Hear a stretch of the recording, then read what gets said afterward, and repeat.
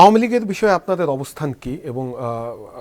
আগামী যে নির্বাচন হবে সেই নির্বাচনে আওয়ামী লীগ কি অংশ নেওয়ার কোনো সুযোগ আছে কিনা অথবা আপনাদের অবস্থান কি? দেখেন, বিচার ছাড়া আওয়ামী লীগ যদি নির্বাচনের মাঠে আসে, সেই নির্বাচন বা সেই দেখেন, আওয়ামী লীগের মধ্যে একটা সরি ফিল পর্যন্ত নেই। আপনি খুবই দুঃখজনক, আওয়ামী লীগ যেই স্কেলে ক্রাইম করেছে একটা দীর্ঘ সময়, যেই ধরনের মানে কমপ্লিটলি একটা স্টেট কলাপস করেছে আওয়ামী লীগ, কিন্তু আওয়ামী লীগের কোথাও দেখবেন না একটা সরি পর্যন্ত বলা হয়েছে।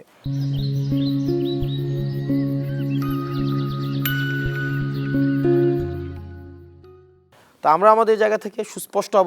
অবস্থান, আওয়ামী লীগের আগে বিচার নিশ্চিত হবে, হাসিনার আগে বিচার নিশ্চিত হবে, এবং এই পুরো অপরাধ কার্যক্রমে যারা জড়িত ছিল তাদের আগে বিচার নিশ্চিত করতে হবে, এবং এই অপরাধের বৈধতা উৎপাদনের জন্য রাষ্ট্র কাঠামোর যেই অংশগুলো জড়িত ছিল তাদের বিচার নিশ্চিত করতে হবে। পরবর্তীতে আওয়ামী লীগ কীভাবে পলিটিক্যালি ফাংশন করবে সেটি নিয়ে তখন আলোচনা হতে পারে, কিন্তু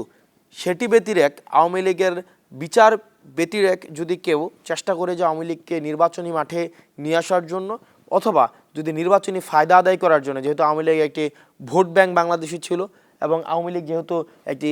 আওয়ামী লীগের মিডিয়া আছে, আওয়ামী লীগের অর্থ রয়েছে, আওয়ামী লীগের প্রতিষ্ঠিত কাঠামো রয়েছে, সুতরাং আওয়ামী লীগকে পুনর্বাসনের বিনিময়ে আমি সেই আওয়ামী লীগের রিসোর্স আমি ব্যবহার করব, আওয়ামী লীগের ভোট ব্যাংক আমি ব্যবহার করব, কর্মী আমি ব্যবহার করব, মিডিয়া ব্যবহার করব,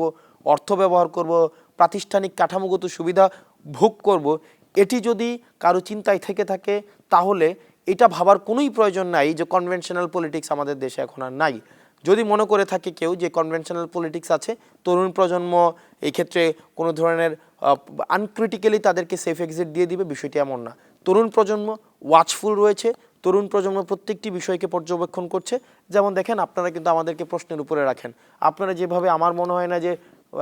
আমি আমার জীবনে যদি 40টা ইন্টারভিউ দিয়ে থাকি, 40টা ইন্টারভিউতে আমাকে অর্থ নিয়ে প্রশ্ন করা হয়েছে এবং সেখানে